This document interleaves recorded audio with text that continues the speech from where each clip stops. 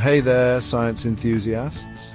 Get ready to have your minds blown because the University of Arizona has just unveiled something revolutionary. Attosecond microscopy. So, what's the big deal? Imagine being able to capture events that happen in a billionth of a second. Yeah, that's right, we're talking about attoseconds here, folks. This is thanks to the groundbreaking work done by Nobel Prize winners Pierre Agostini, Ferenc Krauss, and Anne Lhuillier, who were the first to generate ultraviolet light pulses on attosecond scales. Now, Professor Mohammed Hassan and his team at the University of Arizona have taken it a step further. They've developed a technique called attomicroscopy, which dramatically improves temporal resolution. Using a powerful laser that splits into two, they've managed to create what's known as a grated electron pulse. Okay, so what does that mean?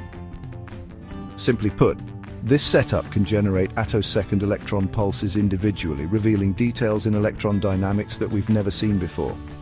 Imagine taking a perfect snapshot of something as intricate as graphene at an atomic level in just attoseconds. This is a game changer not just for microscopy, but for our understanding of the fundamental processes of nature.